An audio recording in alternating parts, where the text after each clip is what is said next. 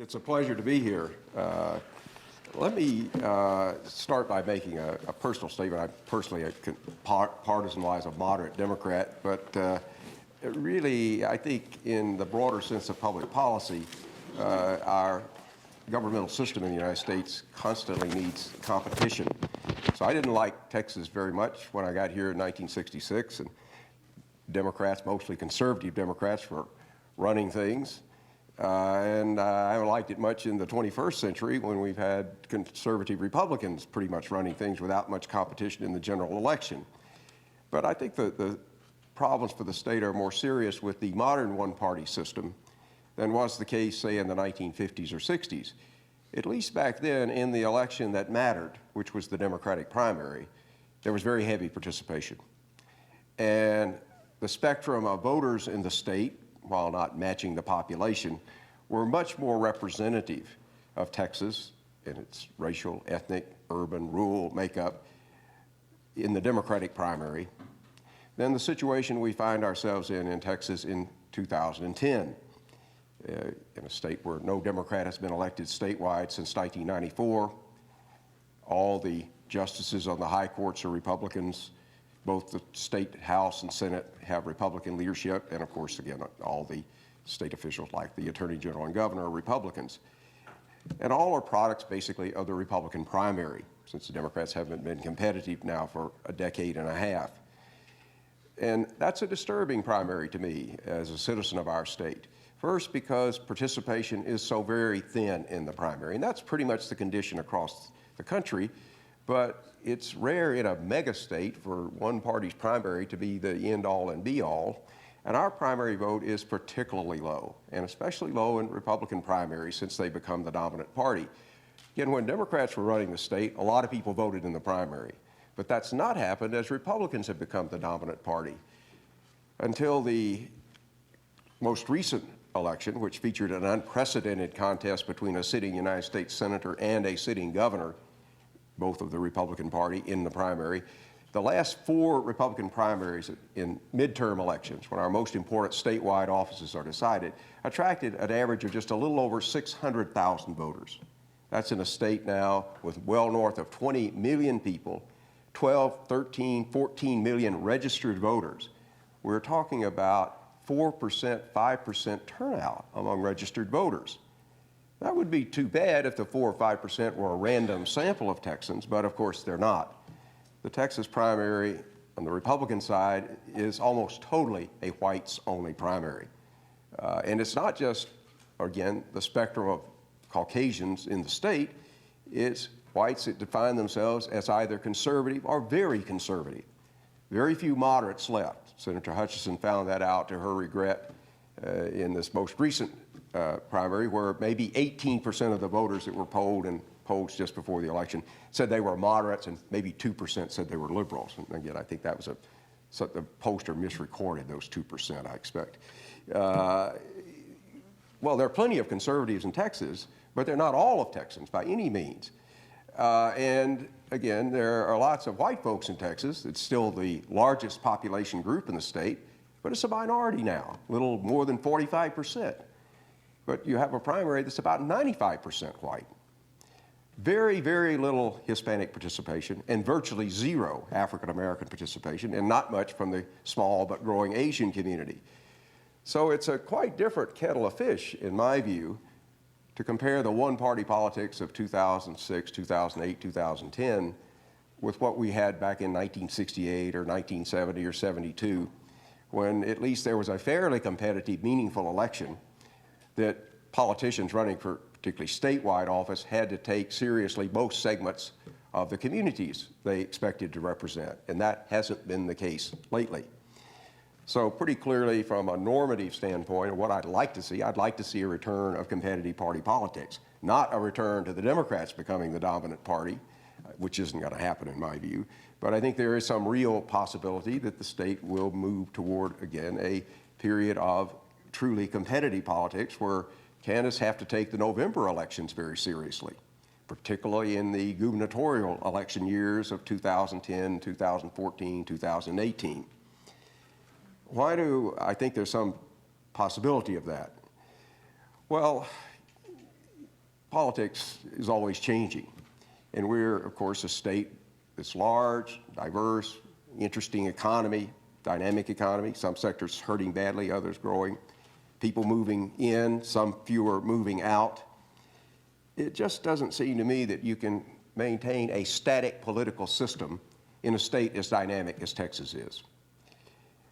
It also seems to me that in a democratic political system, small d, that the ends, when they run things for a long time, accumulate burdens that make it difficult for them to be returned to office after a while. I think we're going to find that out on Thursday in the UK, where I expect that after a 13-year run, the Labour Party is going to be voted out. Scandals, of course, when they occur, are going to be primarily the responsibility of the party that's governing. They've got the power. The party that's out is in a perfect position to be critical because they ain't got the responsibility when things go wrong. And there's no reason Texas should be exempt from that norm of democratic politics around the world, that after a while you wear your welcome out. I think also that the peculiar situation we have in Texas of a very unrepresentative primary, particularly in these gubernatorial years, is going to, in time, exact a significant price from the Republican Party. May do so even in 2010. We saw one of the consequences of the 2000 March primary this year, that an incumbent railroad commissioner who had actually been elected in a general election, not appointed as some others have been, was defeated in the primary, Mr. Carrillo. He didn't have a huge campaign war chest, but he had some money, maybe $600,000, and he hired some people and run some ads and so forth.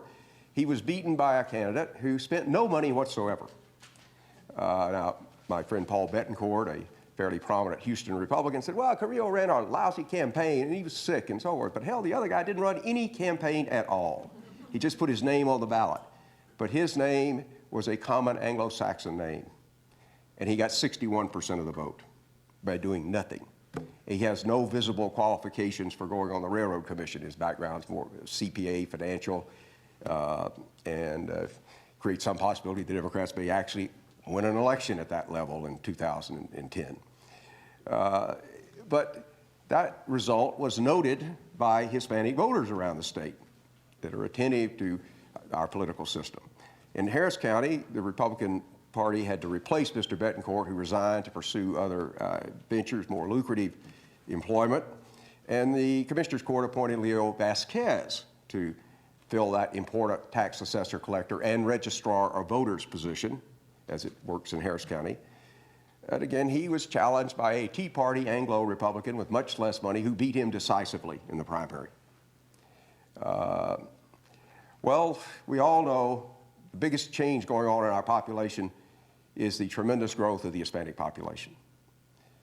That if you look at the present population, we think it will be around 36% in the census we're trying to get finished up right now, up from 31% in 2000, up from 26% in 1990, up from 21% in 1980. We kind of see a pattern there. And of course, on the other side, we see the Anglo population dropping slightly faster than the Hispanic population is growing. Anglo's now probably around 46% of the state's population. But the two population lines will cross, not very long from now. Obviously, the line of people who register to vote will not cross for quite a while. The Hispanic registration in Texas is probably around 21% now, but it's going up. But the vote is nowhere near 21%. In a statewide election, it's normally 12 or 14%. It's going up, but it's going up slowly. But it's going to keep going up. And more importantly, the Anglo vote share is going to keep going down because there's just no net Anglo growth in the state to speak of. I think the census will count about 400,000 to 500,000 more Anglos than we had in 2000. But the census will count 4 million other Texans. That's a pretty stark number if I were a Republican strategist looking to the future to think about building my party's future. When maybe the segment of the electorate that you depend upon for support is less than 10% of the total growth in the state. And some part of that Anglo population, some small part, has gotten somewhat less Republican in recent years.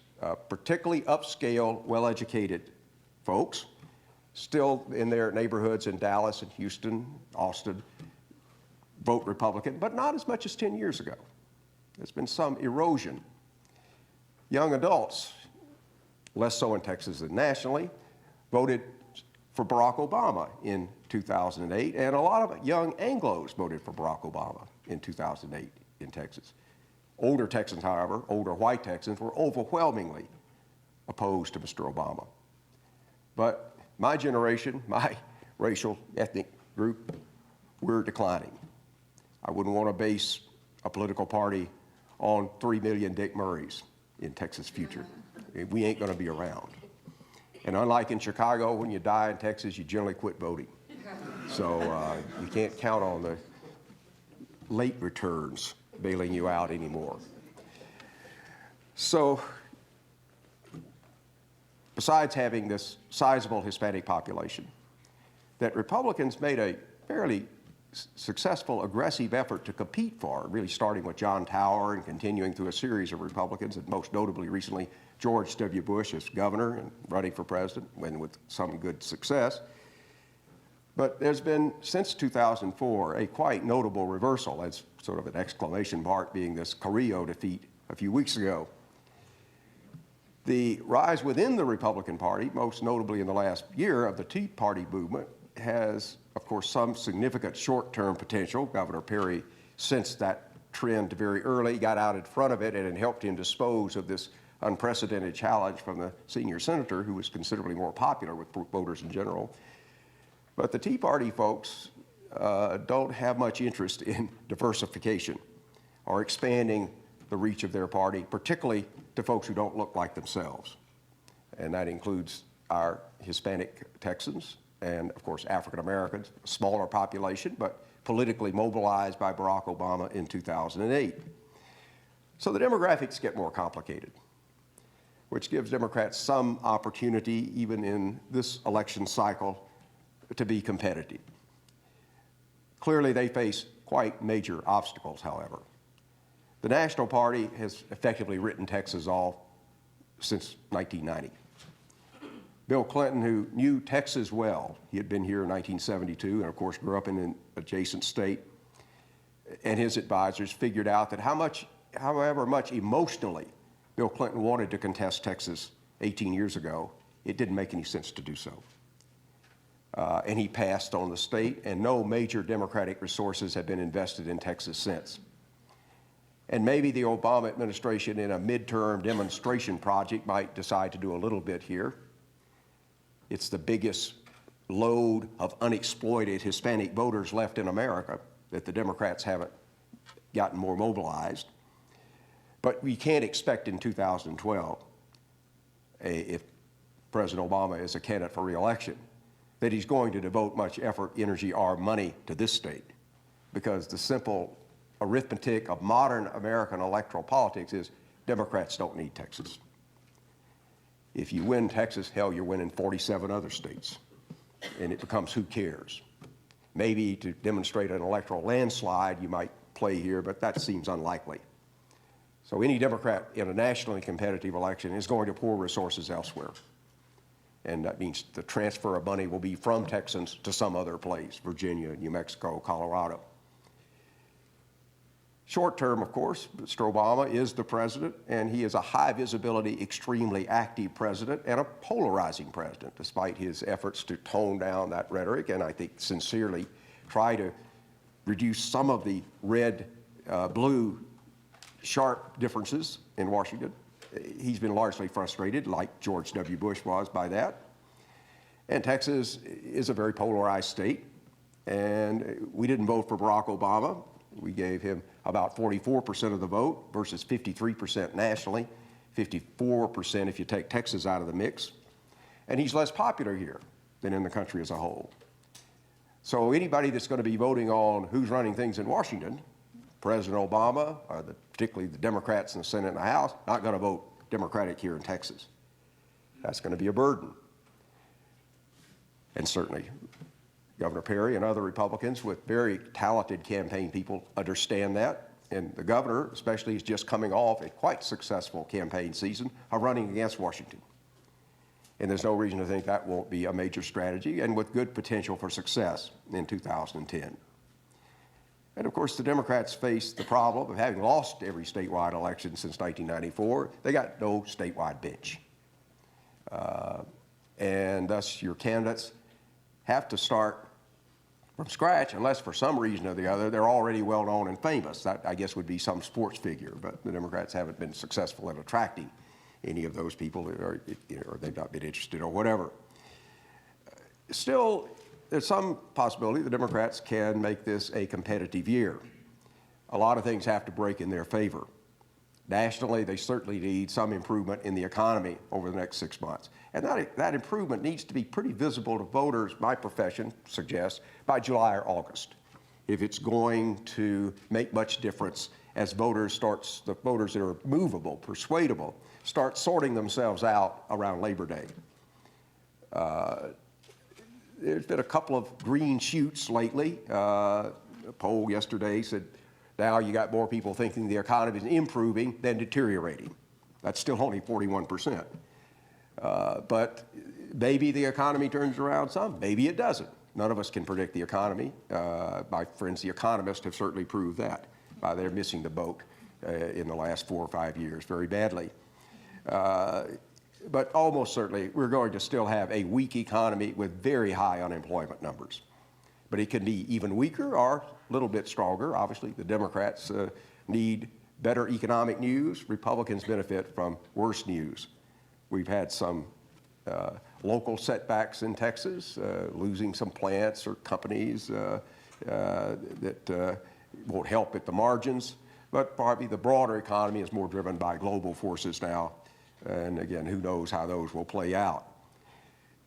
The Democratic problem in Texas is particularly difficult in midterm elections because all over the country, a lot fewer people vote when the president's not on the ballot than when the big job is up. We've been gaining in presidential years about 750,000 more voters every cycle. So we've now got our vote up to over 8 million, and we'll probably come pretty close to 9 million in 2012. But we know we'll come nowhere near that in the midterm elections that we're going to see this fall. That we'll probably have about 5.5 million voters. So we'll drop 2.5, maybe even 3 million in absolute numbers. We'll gain a few new voters, but we'll drop out many, many presidential voters. And the voters who tend to drop out are more likely to be Democratic than Republican. Barack Obama particularly did awfully well with voters under 30, and they turned out pretty decently. He, of course, also did very, very well with African-American voters. In our last midterm election in 2006, African-American vote was incredibly light, terrifically low. That's why Chris Bell, a native of Houston, couldn't carry Harris County against Rick Perry. So Democrats have a major problem in midterm elections. Their vote's more difficult to mobilize. African Americans and particularly the large and growing Hispanic vote. And while Obama, as mentioned today in a talk earlier, clearly brought a lot of pluses to the table in Texas for the Democrats, as well as minuses, and he netted out some gain for the party in 2008, he didn't do much in the Hispanic community. Hillary Clinton beat him by margins of about 6-1, and turnout was good in the March primary 2 years ago.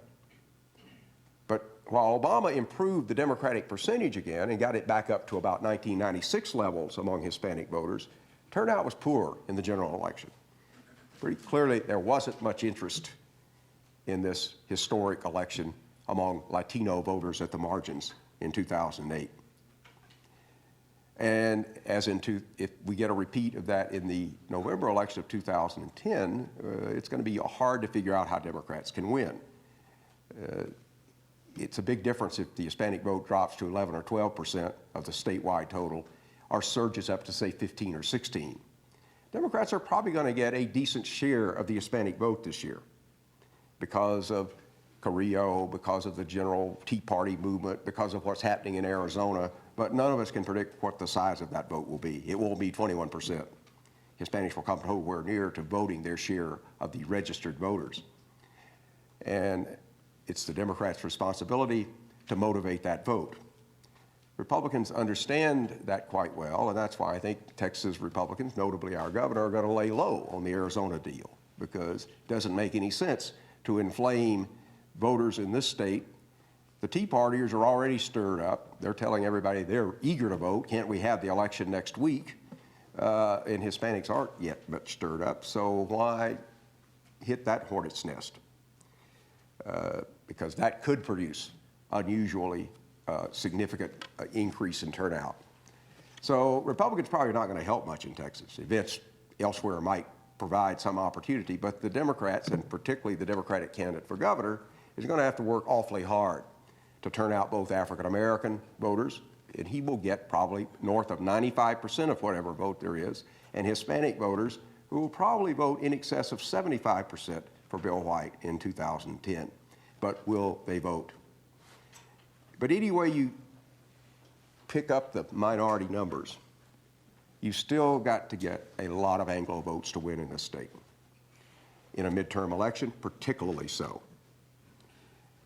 The number's hard to put a precise figure on, but I would guess somewhere in the range of 35%. So if you don't get a third of the Anglos, you're pretty much cooked, no matter what's happening with minority voters. Back in 2002, when we had the best funded Democrat in the history of the state running, Tony Sanchez, spending mostly personal money, he got close to 20%. He did absolutely horrible among Anglo voters. Chris Bell did only slightly better. So Bill White has got a long way to go with Anglo voters. But I still think it's likely to be a competitive election. I think for several reasons. One, just general history. Republicans have been running things for a long time, and you accumulate some enemies. And Rick Perry is a terrific campaigner, but sometimes makes real bonehead moves as governor that alienate people who ought to be for him. I don't think he will carry his home county again. And that ain't anything new. Chris Bell beat him in Haskell County, as did John Sharp.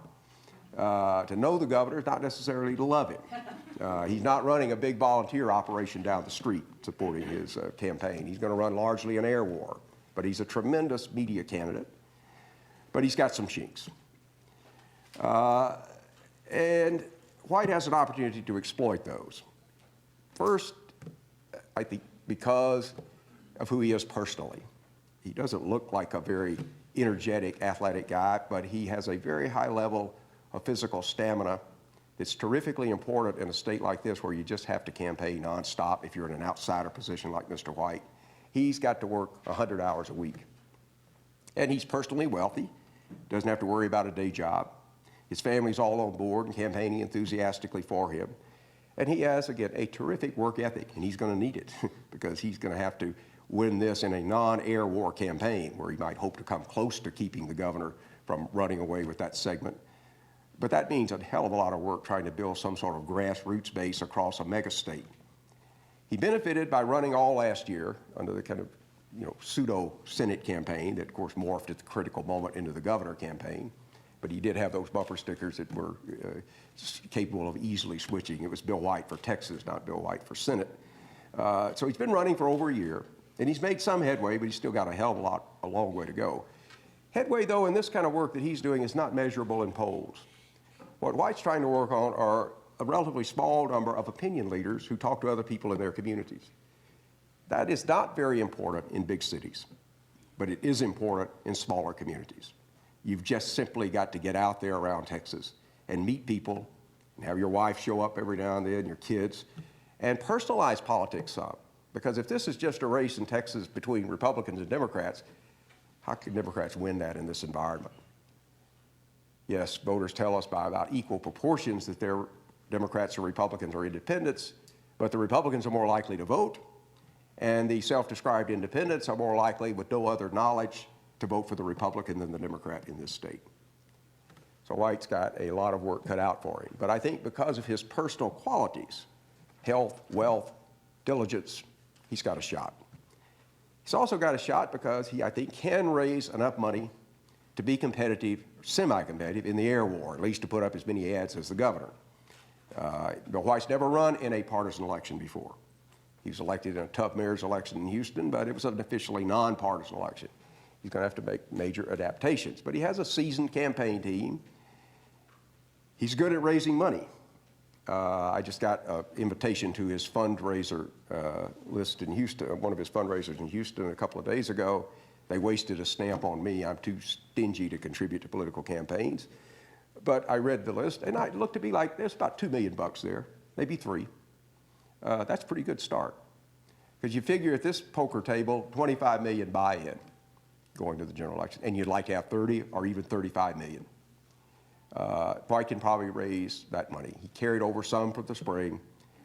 When he ran for mayor of Houston, he put $2.2 million of his personal money after taxes, and no recovery possible, into his mayor's race. We don't know what his financial situation is today. That may become an issue if Perry and the media can press it. But my guess is he's still got a few million he could invest. So he won't run out of money, which is always a problem for candidates in mega states where you can't go dark down the stretch and have much of a chance of winning. So I think the money will likely be there. He'll probably pick up some of the people that broke with the governor in 2009 and publicly supported Senator Hutchinson. They ain't got much to lose by sticking with an anti-governor candidate. I mean, they've already angered the governor deeply, and they're pretty much toast if he's going to be running things in 2011 if they've got business in Austin. And White's being around rich people for the last 20 years of his life has smoothed a lot of them, and I think has a pretty good chance of peeling off some normally Republican money and a few Republicans publicly to support his candidacy. But he's got to thread the eye of the needle because he's got so many of these different challenges. He's got to stay out there on the trail every day, every week. He's got to raise money. He's got to try to figure out a campaign strategy against someone who has never lost a statewide race or any race in Texas. That's a terrific winning streak that Rick Perry's compiled. Even George W. Bush lost his first race back in 1982, I guess. And again, while Perry occasionally makes significant missteps in office, he's generally avoided them when he's a candidate for public office. That doesn't mean he's perfect, and he's not paid much attention to the general election since he ran against John Sharp. And that's been quite a while ago. And some of the tactics that he has used successfully against Tony Sanchez or Senator Hutchinson of caricaturing them probably won't work as well against White. But we'll find out. I mean, that's what campaigns are about. Like horse races, we can tout them and put odds on them, but ultimately they turn on many things that are unknowable. But I think what is knowable is Bill White personally, a hardworking, smart candidate, likely to be quite well funded, running into a wind, a pretty strong wind in 2010. But for the Democratic Party to become competitive, by far their best opportunity is in governor elections. First, because with good reason around the country, we find the minority party very often wins governorships. It's the easiest office to capture. You win something else, it's usually because somebody's hurt by a scandal. Voters want to throw them out individually. But in voting for governor, there's not a high correlation between a state being categorized as red and voting for a Republican for governor, or blue and voting for a Democrat. We got a lot of very red states that have Democratic governors, like currently Oklahoma. That was John McCain and Sarah Palin's best state, somehow beat out Utah. The governor's a Democrat. New York, one of the bluest of states, had a Republican governor for 12 of the last 14 years and could elect another one if they find a decent candidate in 2010. Voters in voting for state leadership naturally tend to assume the governor's the CEO and they hold him or her accountable. Now, that's not true in many instances, and often arguably very much not true in Texas, where historically we've rated our governor as 49th or 50th in formal powers. I think those ratings are now out of date, that our governor position has become significantly more powerful. But voters hold governors accountable whether they're powerful or not, so they're going to get blamed for things. And it's hard to win 3 or 4 elections in a row in governorships or in national office. So this is an opportunity where you can get voters to, based on history, to focus on specifics to the state, to policy issues. And that gives a funded candidate who's bright some opportunity to find those issues and maybe find the key that turns the lock with voters. Certainly we know Bill White is a data-driven guy. He likes numbers. We also know, I know personally, he's one of the tightest SOBs. He gets more money out of a campaign dollar impact than anybody I've ever seen. Perry, I assume, is pretty good, but White will get, his $25 million probably gets him about $35 million, the way he's able to use his money. Everything from how you buy media, when, paying consultants, pollsters, he's tight. That's important in a mega state, where again, you've got to have money down that critical 60-day stretch to be competitive. So winning the governorship is important because it's a big office symbolically, and it changes the climate for the media and for the political cognoscenti that follow.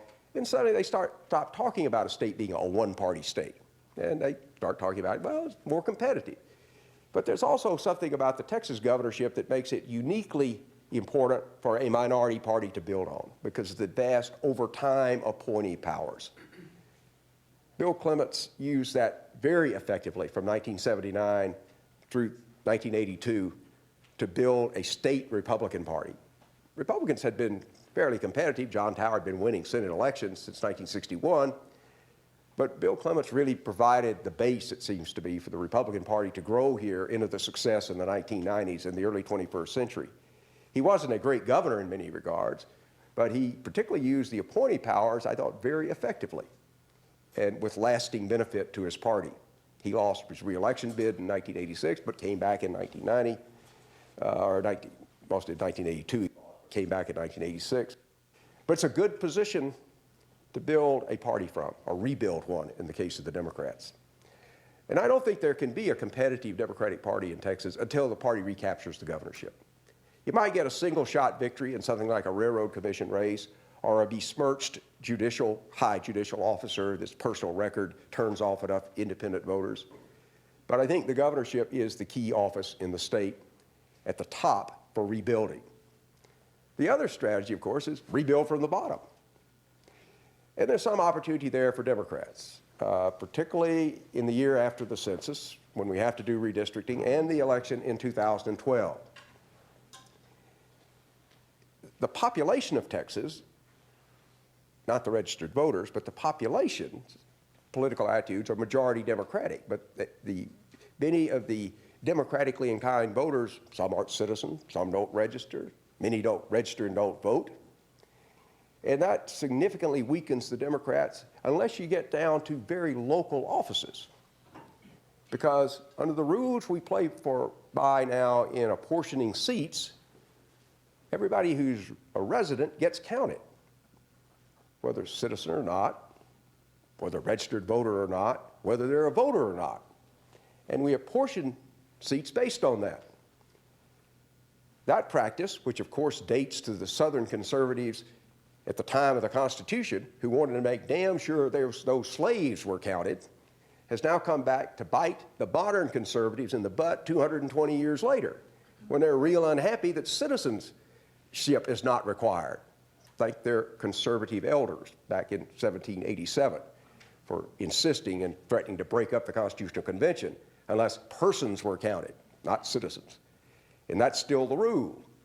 And since the 1960s, the courts have said, for Congress, the seats have to be exactly equal in population if you have more than one within a state. And within the legislature of a state, you can get a little play, plus or minus 5%, but not gross. And there are other restrictions in Texas, like in the state house. If you don't have to cross county lines, you've got enough population to warrant a full district or set of districts, you can't do it legally.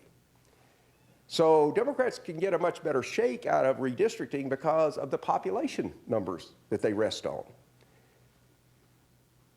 In Houston, we have a precinct, 430 or 431, in the Gulfton area.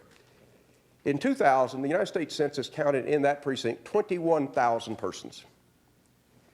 In the 2008 presidential election, 3,500 people were registered to vote in that precinct. That's, again, just a little more than 1 out of 10, or 1 out of 7, turning out, registered. But turnout was 1,500 voters.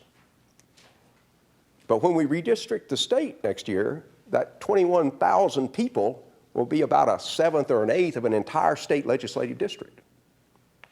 And they're surrounded by other low-voting neighborhoods, but you have to give them representation. And because they're mostly minorities, the special provisions of the Voting Rights Act restrict the ability of map drawers to pencil them out by linking them up with low population but very high turnout Anglo neighborhoods. They're not very far from River Oaks or Tanglewood, but you probably can't put them together and have your plan sustained.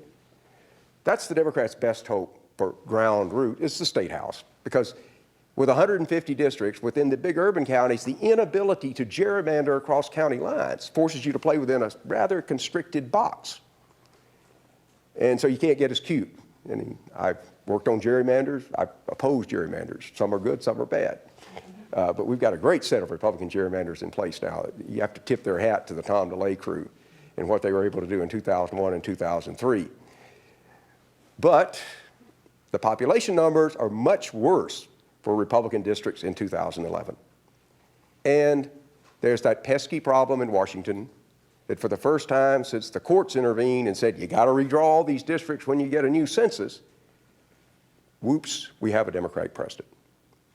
In 1971, when we did this for the first time in Texas after a census, we had, of course, Richard Nixon, president, and his appointee, John Mitchell, I guess, was the Attorney General.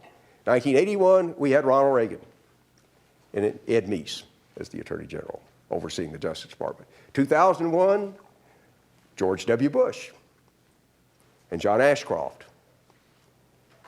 And the Justice Department was very helpful to Republicans around the country in general.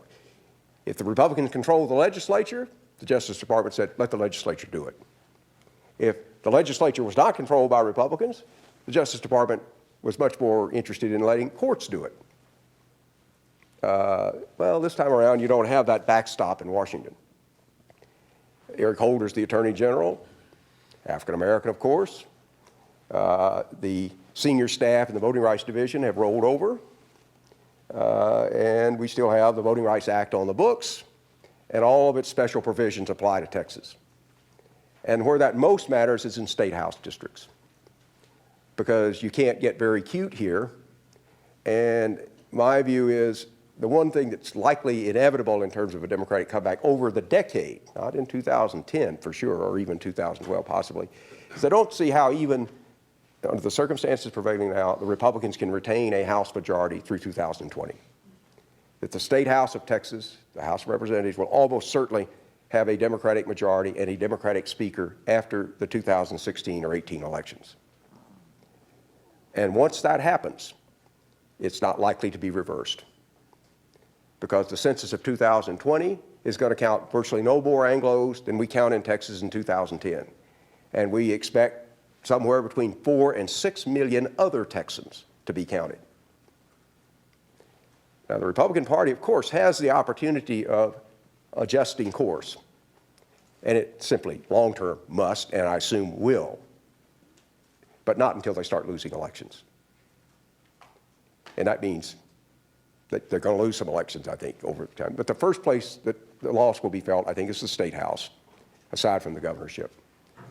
Because you can't draw the map as cleverly, the numbers aren't as good, control is more shared in terms of having to run things by Washington, and the Democrats might actually pick up enough seats in the House to be able to block a House-passed plan that they don't like much.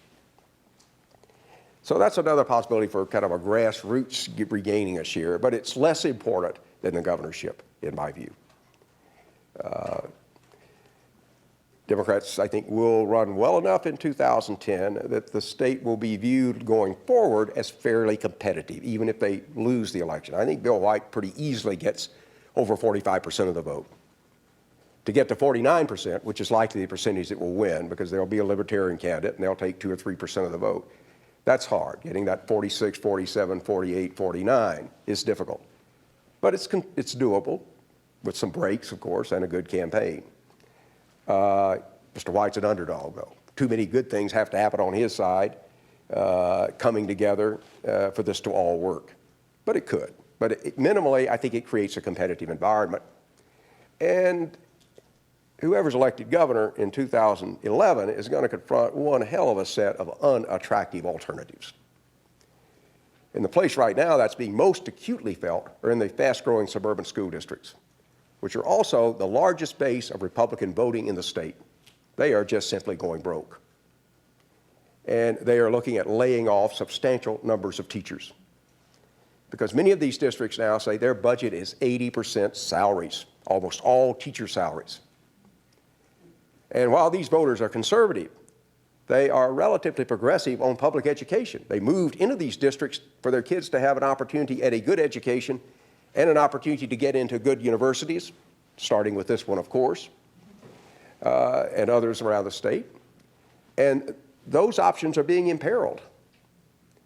And again, these are the heartland Republican voters in Kingwood, in Collin County, in Williamson County. And the pain is starting to be felt in 2010, but it's going to be intense after 2011, because we simply don't have in place a tax system that's adequate to sustain the public service levels of the state. The reform that the governor pushed in, a trade-off of some lowering of property taxes, which very few people recognize, in return for a new business tax, which has raised less money than expected, has really left the schools in a bad place. And so whoever's governor is going to have to raise some more money or face one hell of a blowback in cutting public services. And they aren't that generous, you might have heard, in Texas to begin with. So even if Mr. Perry is reelected, which is more likely than not the outcome of the 2010 elections, it's going to be very difficult, I think, for a Republican to win re-election in 2014. Because by then, the accumulation of problems, particularly the fiscal crisis the state's going to be facing, I think it's going to make it hard for any incumbent to successfully run again. And in an open seat election, a Republican would not start the election with any significant advantage. So I think there's a pretty good chance in the relatively near future that the state's politics will shift back toward a much more competitive mode. And I think these changes are almost always discounted until they happen. There's something called anchor bias when we try to look forward to the future. We mostly base it on what we're anchored to in the recent past. We tend to assume that what's happened lately, the last election or two or three, is going to what's happened in the next two or three. And that's probably day in and day out, not a bad way of thinking, but it doesn't do justice to the way the world really works. Changes do come. And they're very often not foreseen by experts in the area because they are so locked into this anchor bias. To take a couple of examples, look at how fast the Southern way of life centered on the color line fell apart and how fast it did politically.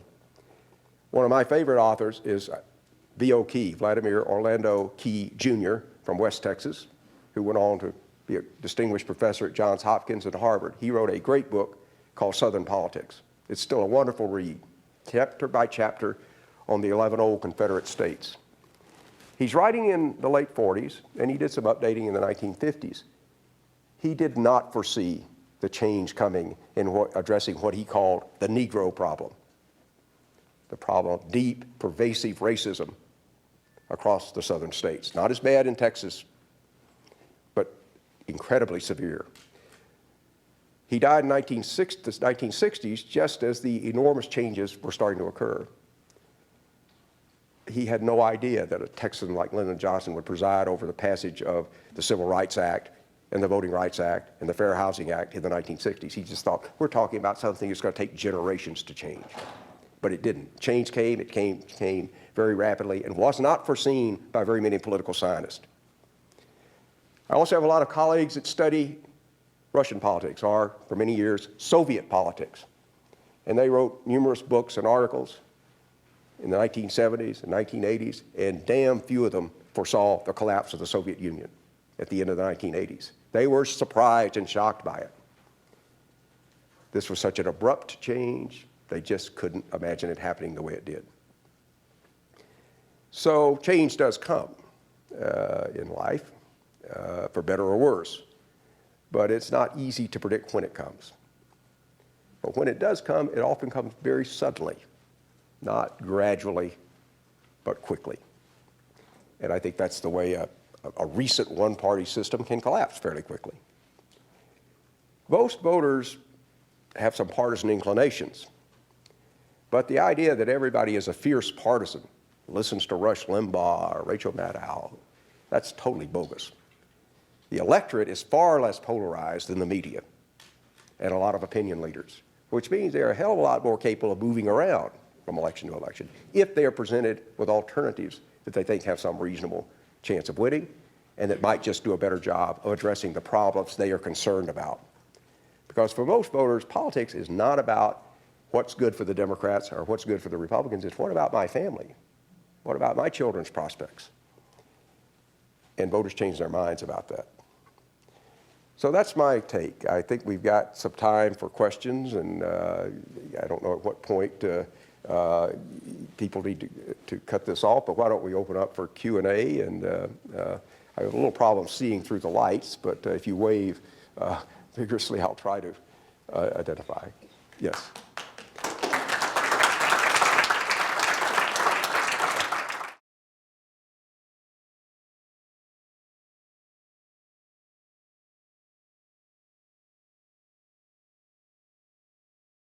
I think with a different set of electoral rules, there would be a tremendous opportunity for a third party, or maybe even more parties than three.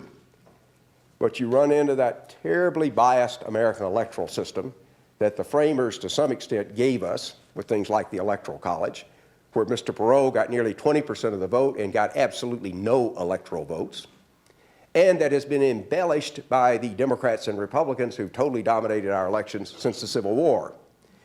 The parties may disagree vigorously about a lot of things, but they like those election rules because they make it extraordinarily difficult for independent or third-party candidates to have any real chance of winning. Now, if you're a very rich billionaire and our legal rules allow you to spend your own money, you can run for a top job like mayor of New York, or governor, or president of the United States, and if you can self-finance, you might actually beat the big party guys. But you better have billions. You've got to largely fund your own race. So a grassroots-driven third party runs into this terrible problem in American politics. Our elections are enormously expensive. Where do you get the money? You can probably find people, activists, committed, folks unhappy with the system, but the investors, they go with the big guys.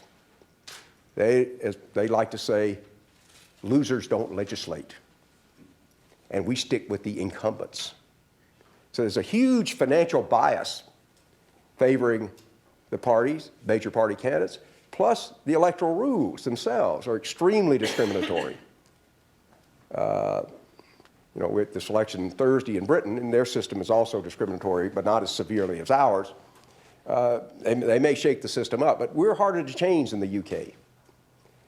Much of our system is embedded in our Constitution. How in the hell do you change that? We've only done it 16 times since the framers disbanded. So I'm not sanguine. It's not that the public is in love with the two parties. Lots of states' independent registration is going up sharply, and more people are telling us in self-identity that they're independents. But it's extremely difficult to figure out a way to coalesce that into a partisan movement that can challenge the major parties. Your local Austinite, what's his name, Ted Cox, the guy who made some money out of Dell, started this Get Out of Our House, Go party. Looks like to me that's fizzling. He had some money, but not enough to finance the thing, and his idea was, recruit somebody by internet, open to all who pay $100 to participate, get a candidate in every one of the 435 districts in the country. Probably be a liberal in San Francisco to run against Nancy Pelosi, probably a conservative in say, John Culberson's district to run against him. But these Go Party people would run all over the country. And, it seemed like an idea that had some plausibility, but it looks to me like it's dying. And the Tea Partiers are all torn up. Do we play within the Republican Party, or do we run people independently? And I think in the end of the day, most of them will play in the Republican Party because they listen to political science know-it-alls like me that say, well, third parties can't win. And that really cuts you off the leg. So I'm not very optimistic. Not that there's not a market out there. It's just no way of breaking this monopoly that we have. So you want to buy a truck, we got a Chevy dealership, and we got a Ford dealership, or you can walk or not vote.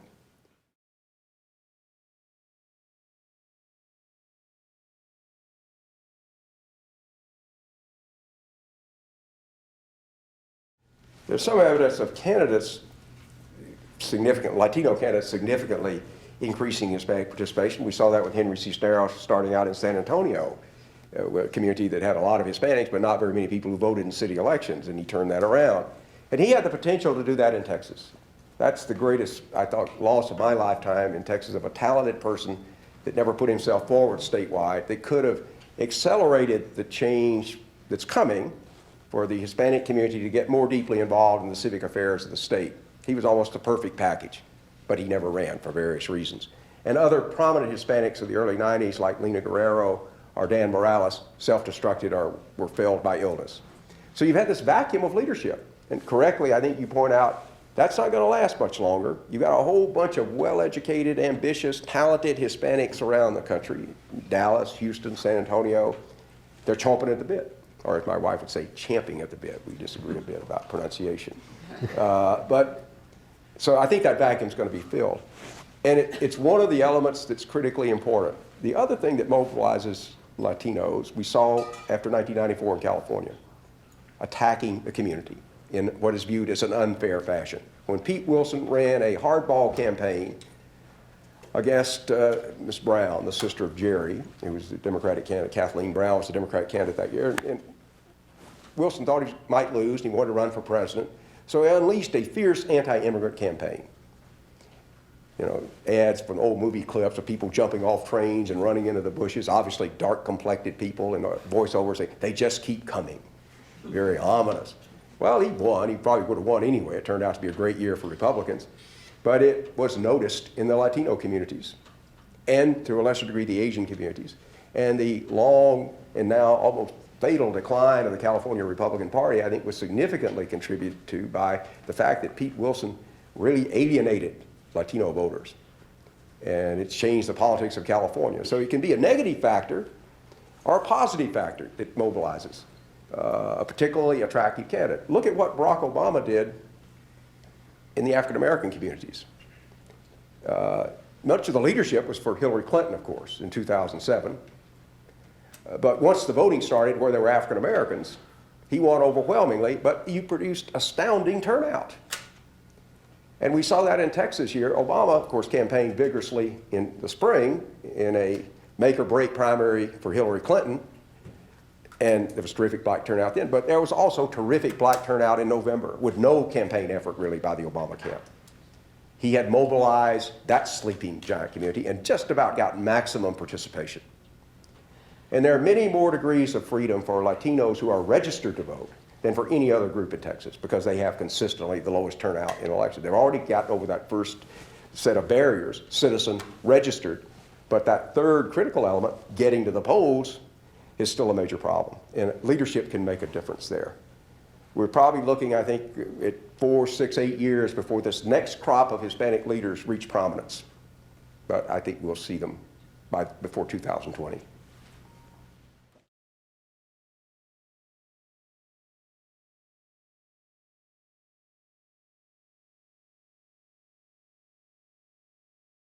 Well, it sure did in Tony Sanchez's race. He probably got about 22% of the Anglo voters. That's about as low as you can get. But Democrats have lost a lot of like rural conservative whites. They're already gone. Fortunately for Democrats, they're somewhat shrinking as a proportion of the electorate. The urban population, Anglo population, is, I think, it depends. If you're viewed as catering to a particular racial or ethnic minority, that definitely can produce a major backlash. The intelligent way to play it is the way Mr. Obama did. He, of course, could not deny his blackness, although some said he wasn't black enough. But African Americans figured that out on their own. But he very carefully ran and tries to govern as president without being the candidate of the black community. So you've got to thread that needle. You have to mobilize people, stir a passion and interest, but not come across as someone that's going to play favorites in a state where we're not going to have any population majority ever again, in my view. As long as there's a Texas, we're going to be a state in which, or at least through the 21st century, in which we'll have plurality. Now, some group will be the largest, that'll be Hispanics, but probably not a majority until the 22nd century, and certainly not a majority of the electorate. What's vital in American politics these days is good crossover candidates.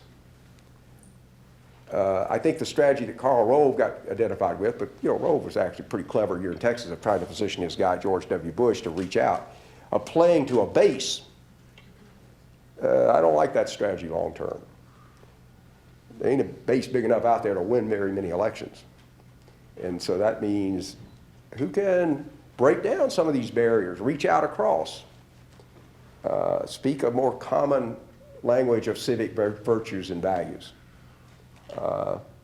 That's a quality perhaps most politicians don't have. If you're elected from a district, that district usually doesn't represent the state of the country. So you don't have to worry about all of these different niches. But in the kind of state Texas is becoming, I think you need someone with this ability to reach out across these normal barriers that we've set up, some of them perhaps artificial, some of them grounded in undeniable realities, that there are disparities, huge disparities across racial and ethnic lines. Looks like I see no more. Please thank Richard Murray. Thank you.